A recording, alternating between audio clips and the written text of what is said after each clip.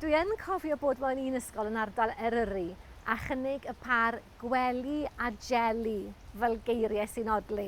Ac oedd y plant yn Eryri ddim yn gweld bod nhw'n odli o gwbl. A dwi'n siŵr o'n nhw'n meddwl, pwy yn y byd yw hon? Methu hyd yn oed odli.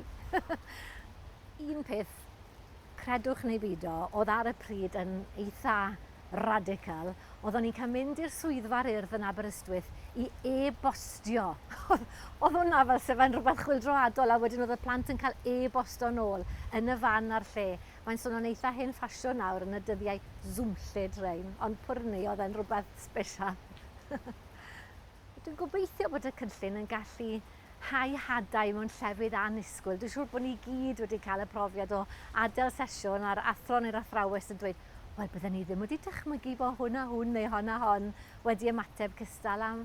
Mae'r hen awen yn gwneud ffrindiau gyda phobl, unrhyw un sy'n fodlon agor i dychymyg, a nid bob tro y plant sy'n medru sillafu'n dda a sgwennu'n deudi o'r yna.